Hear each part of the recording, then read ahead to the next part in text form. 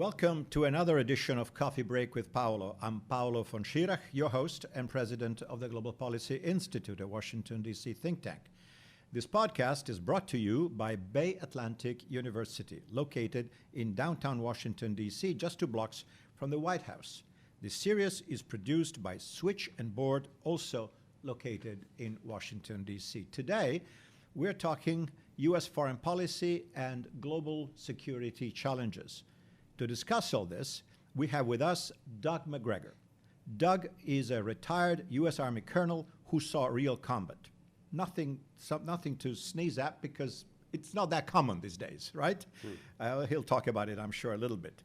He's also, very importantly, the author of 5 books and holds a PhD.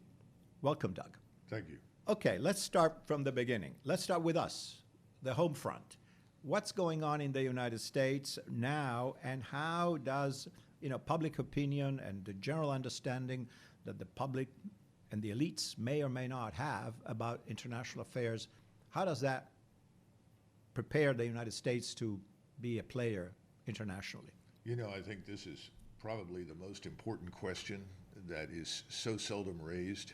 It's certainly not understood overseas when you begin to try to answer it. So I think we should spend a few minutes on this. The first thing to understand is if you go to the Pew Research site and you look at polling data going back many, many years, decades in fact, there's very, very little evidence that Americans are enthusiastic in any way about the use of American military power beyond the borders of the United States. In other words, if you start looking at what people thought in 1914, in 1940, in 1960, 1970, 80, 90, and even now, the majority of respondents do not like the idea of American military power being engaged overseas as a general principle. They would prefer that we not be engaged militarily, specifically in conflict. There's another issue that doesn't come up, though, that has to be borne in mind, and that is that most people on any given day are really not interested in what happens beyond the borders of the United States. Now, this is good news for the elites in Washington and New York City and places like that, because there's very little attention devoted to what happens overseas, which means decisions can be made without necessarily consulting the American people that might otherwise be rejected. So that's the bad news. But the good news is that Americans really don't want to meddle in other people's affairs. And I think your listeners, particularly those overseas, should be very happy to hear that because it's true.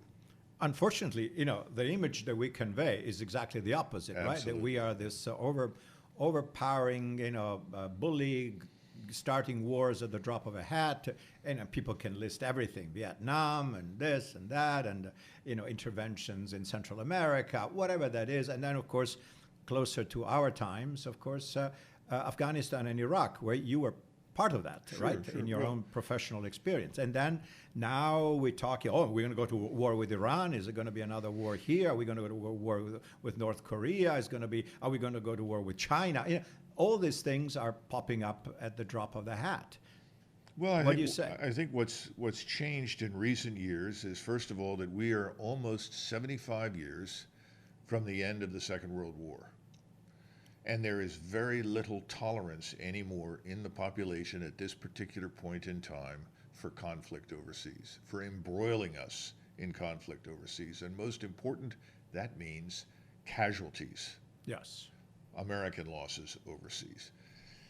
And it's very difficult to explain to the American electorate why we would be interested in fighting with Iran or fighting with China or fighting with Pakistan or anybody that you can point to right now. The average American looks and says, well, all right, perhaps they're not, quote unquote, everything they should be. But why are we involved? And I think this is something that President Trump, as a candidate, clearly understood. I think he still understands it. The interesting part is he lives in the center of Washington, D.C., surrounded inside the White House and in his administration and on the Hill by thousands of people who are desperate to keep us committed overseas everywhere. And there are 2 reasons for that. Number one, they really truly see the United States as the center of the world. I think President Trump loves the United States. I love the United States, but we realize the United States is one of many great powers. We have interests in many places, but we don't necessarily have an interest everywhere in everything. It is actually possible to sit here and say, well, if country X and country Y want to fight with each other, ultimately that's their business. If we can help mediate or bring it to a close, we're happy to help, but we really don't want to be involved. It's kind of interesting that 75 years after the Second World War, this mentality is creeping in, whether the elites inside Washington like it or not, into the daily dialogue. Explain to us, how did we get into Afghanistan and later on, and it's much worse, I guess, Iraq in 2003. Of course, we know 9/11, we know Al-Qaeda was in Afghanistan, and all, but lead us into this, because most people say, what happened? It's been 18 years, right, and we're still there, and we are not winning, and what's the matter, and what is so vital in terms of American interests absolutely to continue this thing? I'll give you a quick example, and this is something that people really ought to do who are interested in understanding the answer to your question. Go back and look at the orders as they were explicitly written, the military orders, to senior officers in 1991, in 2001, and then subsequently in 2003.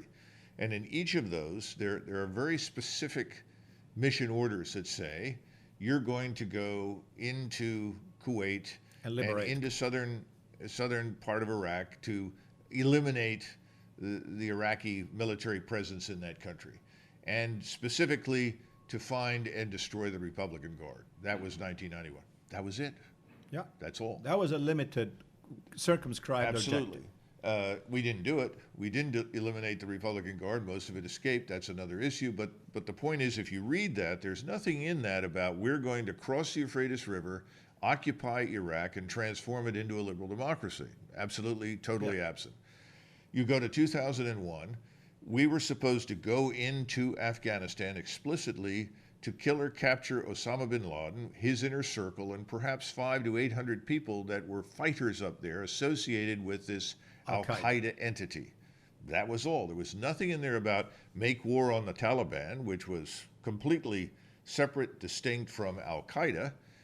But unfortunately, we didn't do something that the British, who were very successful imperialists, always did. We didn't practice economy of enemies. And so we have the president making statements along the lines of, you're either with us or you're against us, when in fact, truthfully, most people on any given day are neutral. Mm-hmm. They're not necessarily involved. And the idea that you could provide, say, several bags of gold to the Taliban, who would then willingly turn these people over to you to be rid of them, simply was dismissed out of hand. And so you then go in to do one thing, and then somebody says, well, we really have an obligation to stay here. Which obligation? Why? Well, we have to help the Afghans become a modern state. Who are the Afghans? Which ones? The Uzbeks, the Tajiks, the Hazara, the Pashtun? I mean, help us out here so we understand who these people are. Again, sort of like Bosnia-Herzegovina. It's a region, not a nation per se. Mm-hmm. Well, then we'll turn it into a nation, and they'll all learn to live together and so forth. So you go in for one reason, which, by the way, we failed. We did not kill or capture Osama bin Laden. And we should have relieved the four-star who was in charge, because he had billion-dollar assets, the National Security Agency, the CIA, Special Operations Command, and failed miserably. We don't. He's not held accountable. In fact, it looks as though people were happy that this then became a reason to stay there, even though everyone with knowledge of the region said, whatever you do, you don't want to stay in these places. You'll become a magnet for hostility, hatred, corruption, and so forth. So then you fast forward to 2003. We're going to go in to eliminate the Saddam Hussein regime, preferably to capture or kill him and his inner circle.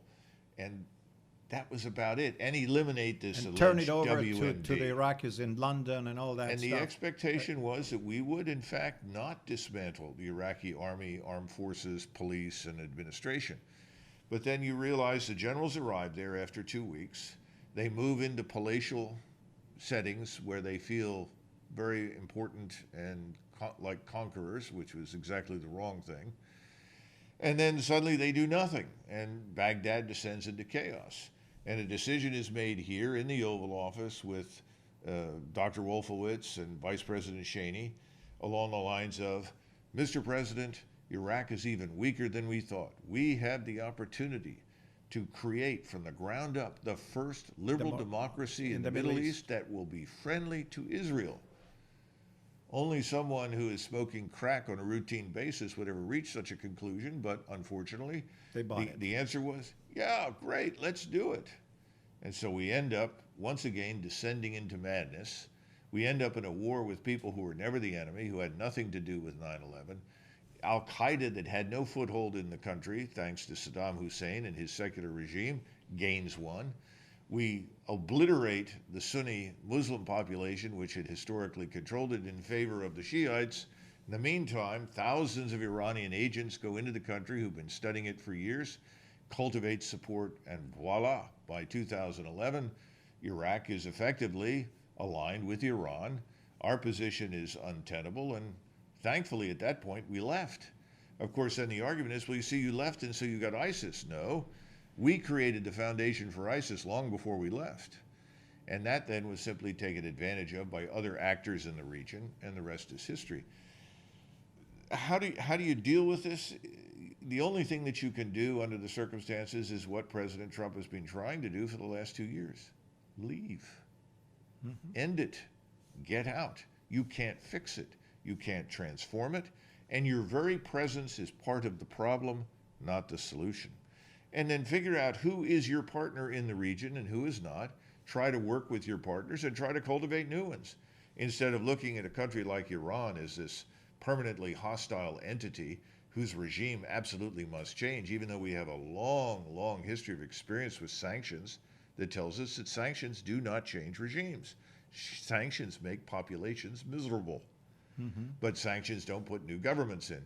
And by the way, how do you rebel against a government when you have perfect gun control in Iran and the rest of these countries where the entire population is disarmed? So it's absurd nonsense. All you're doing is making large numbers of people miserable. So it might be useful at this point, I would say, when we talk about sanctions regimes, again, sanctions against Russia, sanctions against everyone in sight, to back away from the assumption that these things are necessarily inducing change in behavior when they don't. But the argument, of course, that if we go back to the Bush administration and even those inside now the Trump administration who are pushing for, no, let's stay a little longer, let's do this, because the idea, if we leave, these places will become staging ground for something really bad that's going to hurt us. What do you say to that argument? Well, first of all, we don't have much evidence that these countries are going to become the staging grounds for something bad to hurt us unless we insist on open borders and uncontrolled immigration. If we go back to 9/11, first of all, the people that committed the 9/11 atrocity came here under false pretenses. They pretended to be students under student visas. They obviously weren't. Very few people tracked them. Then they became illegal because they stayed beyond the limits of the visa. So now they're illegal, in addition to having come under false pretenses, and they're still not being effectively tracked. And they could move back and forth across the borders at will. They planned most of what they did in Hamburg, Germany, not in Afghanistan, which is not a particularly good place to plan much of anything except getting out. And then they planned the rest of it here in the United States. So the lesson of 9/11 is your first act, instead of invading another country, is close your borders. Find out who's in the country. Get control of who's here. We didn't do that. And here we are, 19 or 18 years later, we still haven't. And we're worrying about what somebody in the vast reaches of the Hindu Kush might do. That's absurd.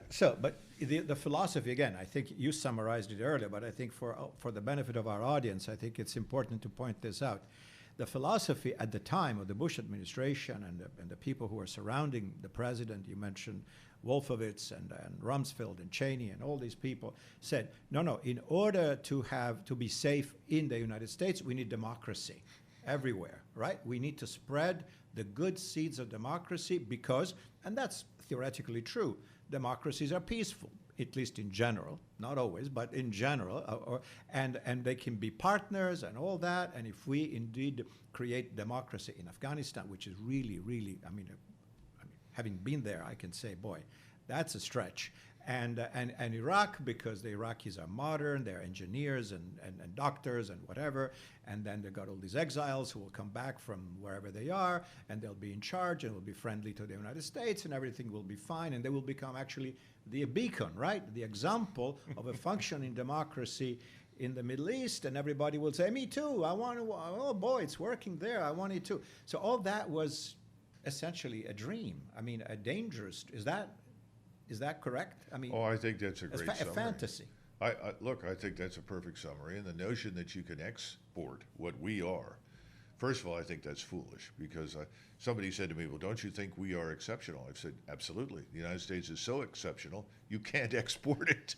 So don't try. But you absolutely don't want to export anything at gunpoint. Remember what Hamilton and Washington disagreed fervently with Thomas Jefferson, because Jefferson became enamored of the French Revolution. The French Revolution was something that Washington and Hamilton were horrified at. In fact, Jefferson wanted George Washington as president to arrest and hang all of the French aristocrats pouring off the boats in Philadelphia, coming ashore. People like Pierre Dupont. Some of your listeners will remember him, and Yes. a host of others. Hamilton went to Washington and said, my God, we don't want to do that. These are the best educated and most capable people coming to us from France. They'll be wonderful Human capital, Americans. free. They'll be wonderful Americans. And George Washington said, of course, I like Tom, but he's wrong on this, and the rest is history. They did very well. But the point is that Hamilton and Washington felt that America should be the world's engine of prosperity, not its engine of destruction. And that by being its engine of prosperity, what we have would be seen as something good that others may then want to emulate. In other words, if you're not at war with anyone and you're building prosperity at home and you're enhancing prosperity overseas, people will like you, they'll do business with you, and they may try to imitate you. That's a very different approach Than from active export. absolutely than the active export of something abstract at gunpoint. It doesn't work. Of course, many, the old-fashioned school of thought, yeah, but we did it in Germany, we did it in Japan. But of that's course, a lie. That's a long time ago, and it was different Well, circumstances. it's a lie, and this is very important. I'm glad you brought that up. There's a famous story that General Clay, who commanded the occupation in the west of Germany, tells. And it's a story about Ludwig Erhard, who was the new finance minister at that time of fledgling occupied Germany. I think this is about 1947. And Erhard has a meeting and he says, my God, the first thing we have to do is get rid of all these horrible wage and price controls that Hitler had imposed during the war. We've got to let the mark float. If we don't let it float, we'll never get out of this economic mess. So they said, what do you want us to do? And Erhard said, let the mark float, let it go. And said, well, the Americans and the British will be furious. The Russians, everyone will dislike this. He said, I don't care, that we've got to do this. And sure enough, his advisors were right, and the phone rings off the hook.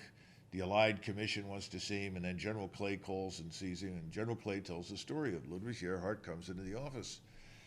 And General Clay says, well, Mr. Erhard, what have you done? And he explained, well, I did this and this. And he said, well, why didn't you go to the Allied Commission first and ask permission? He said, because they would have said no.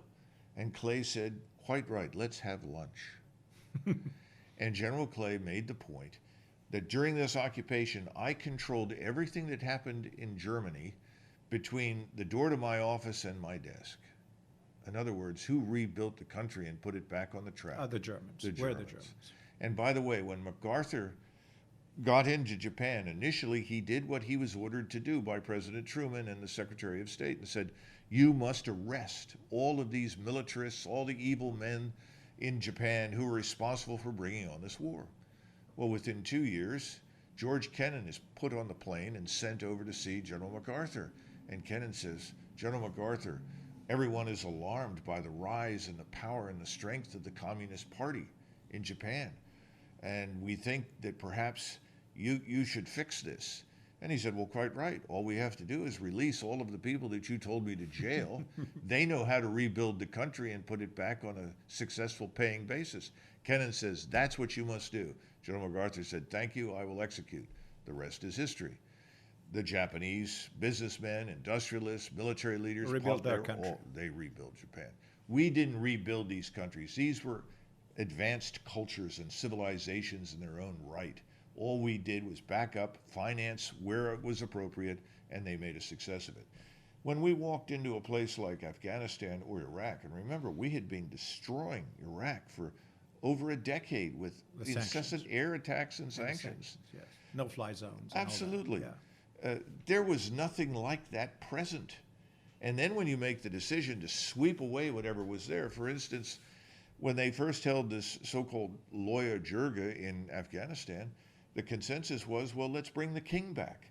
Because as the king always ruled like a confederacy of different groups that trusted him because he did not interfere with their respective cultural distinction and behavior in business and so forth.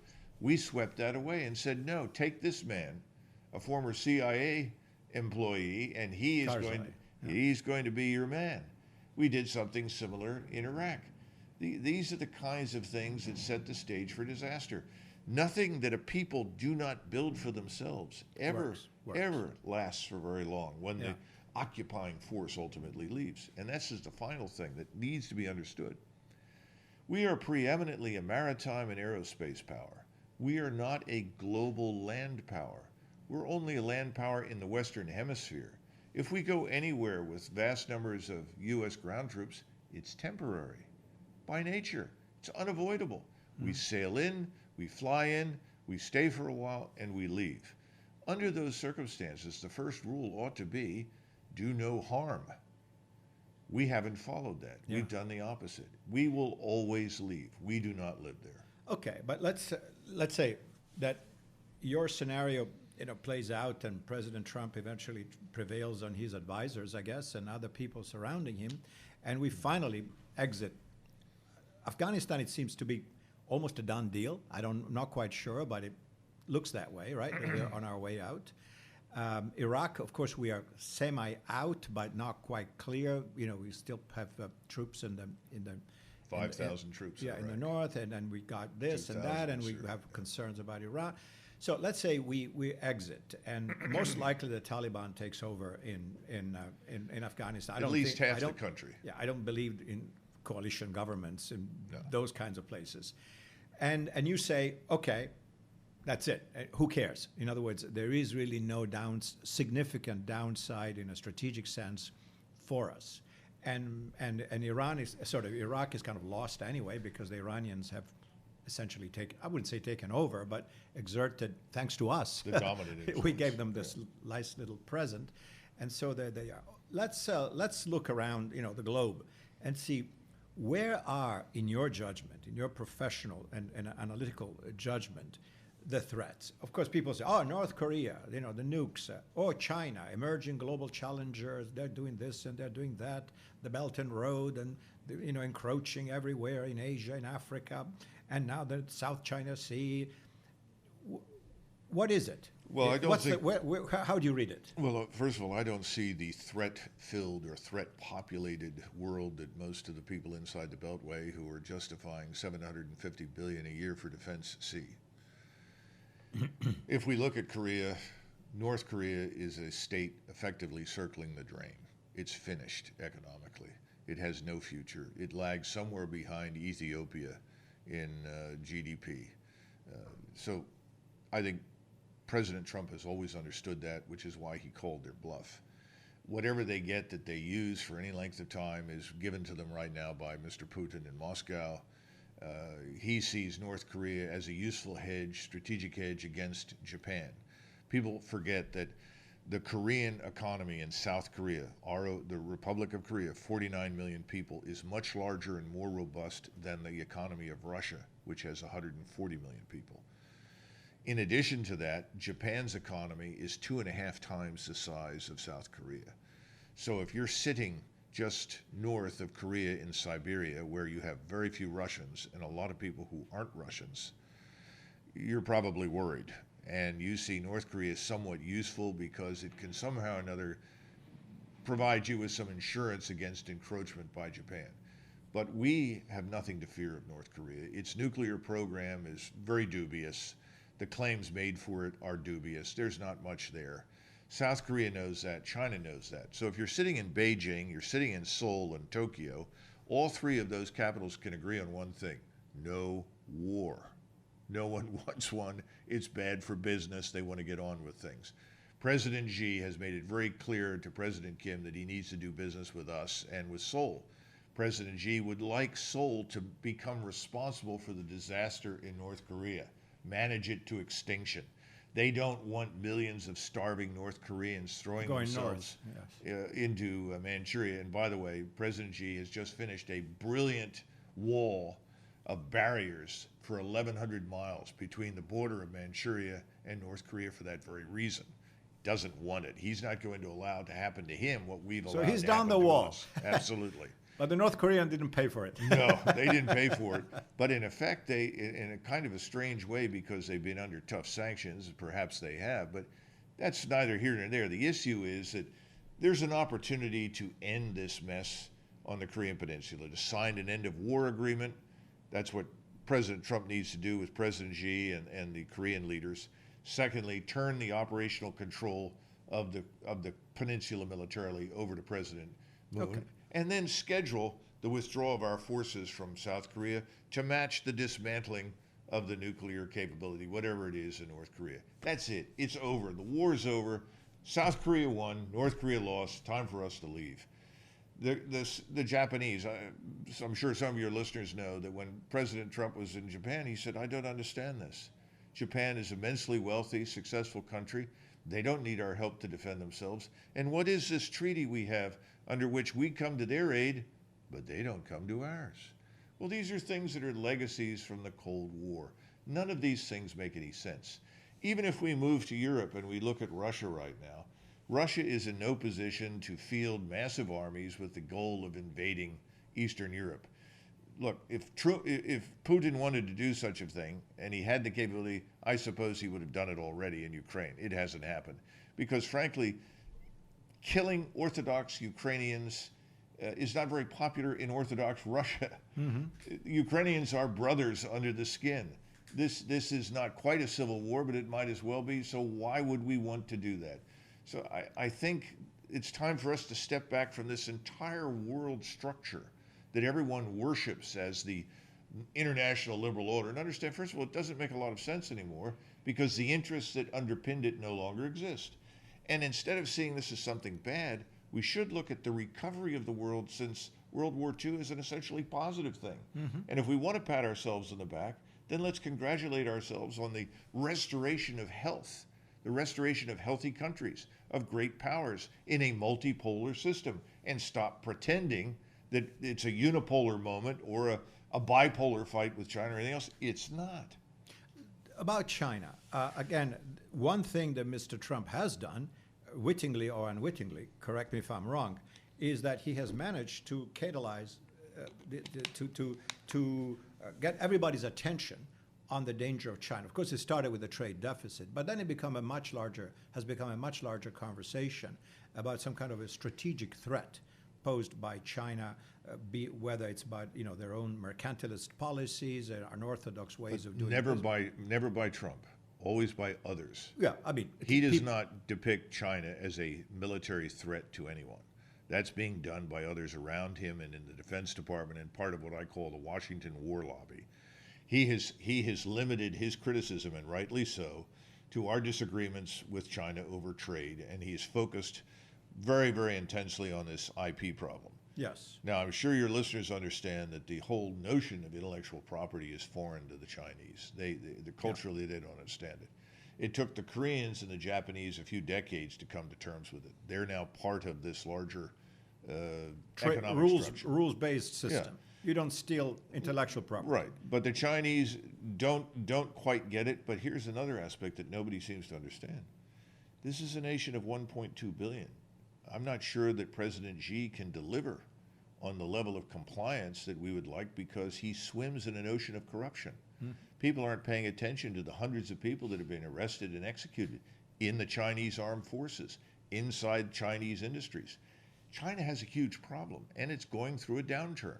Yeah. So none of us knows with precision how this will play out, and as ever, you have large numbers of people whining and complaining. But I think Trump himself, the president, is on the right track. And I know that the president, and I'm sure when he says that President Xi is interested as well, would like to come to some sort of arrangement. How soon and under what circumstances and how much is a mystery. I think it will work out. But the notion that we should be militarizing Asia at this point is absurd. Japan is an immensely powerful country, and if the Chinese became truly aggressive, which they are not militarily at all, they would have to deal with Japan, and they know that. And no one wants to. So you don't buy the idea of this sort of existential, threat posed by this rising, boisterous, aggressive China? Everyone in Asia looks with great fear and suspicion on China. Chinese are not popular in Asia. They're seen as a sort of parasitic element that moves into their societies, tries to take over, absorb their capital, and so forth.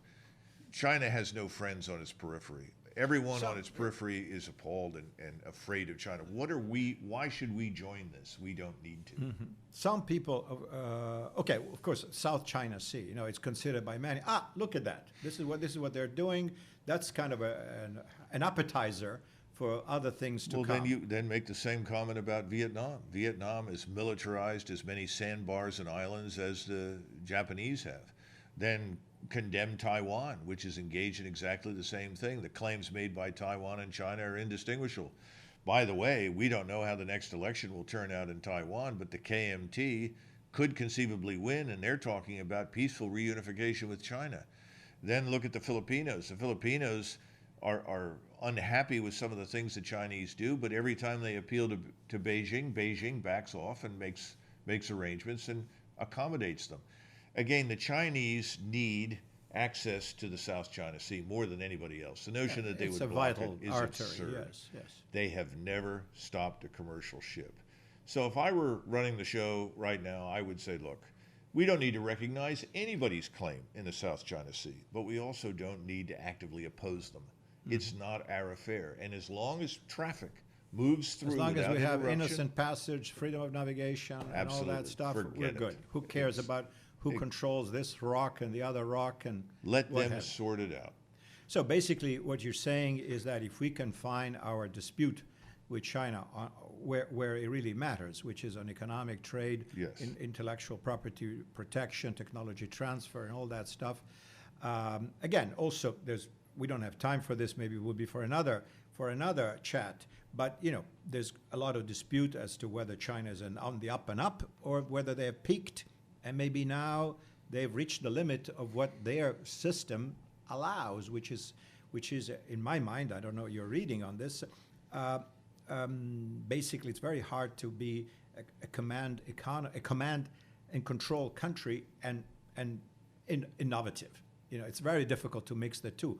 In the past, it hasn't really worked very well. Do you think that's possible in the case of China, based on your understanding? I think potentially there are 5 different Chinas inside China that could emerge in the future. And having had some discussions with people at the top back in 2000 and 2001, their view at that time I can't go into details, but these were very, very senior people in both the military and political side. They said something along the lines that you did. How much can we reasonably manage and control from Beijing? So there has to be some devolution of power and influence. The problem for the party in Beijing, though, is that whenever this occurs, China fragments, and they fear fragmentation. So again, has happened before. Yes, and people also forget that 50% or more of the Chinese defense budget is spent internally on internal control. And if you look at the forces outside of Hong Kong right now who could be sent into Hong Kong, that's not the military. This is the People's Armed Police. These are vast numbers of people who are trained exclusively for the purpose of internal suppression of dissent and control. Mm-hmm. They've got a real problem. And when you face these kinds of dilemmas, you're not aggressively expanding. And the last time the Chinese tried to move any troops towards Vietnam, it didn't work out very well. I don't think they want to do it. I don't think it's going to happen. So I think we're looking in the wrong direction for the wrong things when you look at the military dimension. So just to put it all together, give us your summary here. It seems like that we've gone into too many places for the wrong reasons. Is that a fair condensation? Yeah, and by the way, that also applies to Latin America. Yes. I mean, why? Tell us about Venezuela. We have a couple of minutes left Why here. would we ever go into Venezuela at this particular stage? And again, the sanction regime is not damaging the government or weakening it. On the contrary, the government is probably stronger. If the sanctions regime is maintained, another 8 million people will probably leave Venezuela. And the people that leave are always the ones you would like to stay because they have the most talent, the most ability to interact with the rest of the world, and more important, they're the people who would present some resistance to Maduro. So the sanctions regime is not having the desired effect. Let's stop it. Let's change our approach. We may not like Maduro, but there is no certainty that Maduro will last in perpetuity. So why have we picked this fight? I mean, this was not mandated. I mean, yeah, this no, is something the administration, with Vice President Pence, it seems to me, leading the charge, yes. and say we got to get rid of this and democracy and this and that. We got to do this and blah blah blah. And by the way, Maduro is still there, right? Of course, pretty much there with the narco traffic money and all the ways to sustain his regime, and the Cubans, I guess. If you want to intervene in an area that would probably be more important to our security, it would probably be Mexico, not Venezuela. But our experience in Mexico tells us that intervention there will not ultimately change anything in Mexico. So we don't go. The best you can do is control your borders, your coastal waters, worry about the security of your country, and then re-examine this sanctions regime because it's not paying off. And we can reduce the sanctions. And the other thing that's kind of interesting, we have history that suggests that when the sanctions are reduced, suddenly you have a more pliable partner.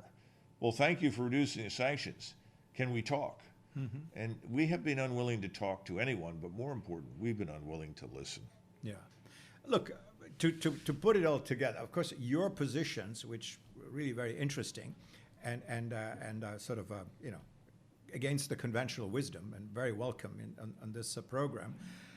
People say, oh, but that's isolationism. We are an internationalist power. We're here to spread the gospel of democracy and human rights and free markets and blah, blah, blah. And this is why we have this commitment. And this is the foundation, according to many, and this is in both parties, of our prestige internationally. What do you say to that?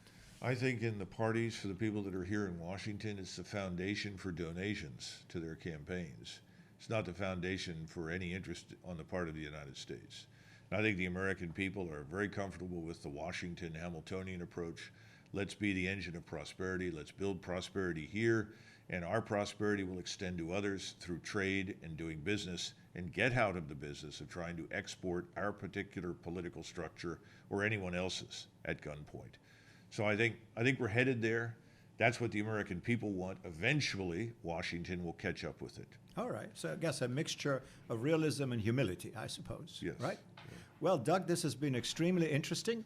Thank you very much for guiding us in this complicated maze of the international political system and the threats or self-described or described threats, which turn out not to be real threats in your reading.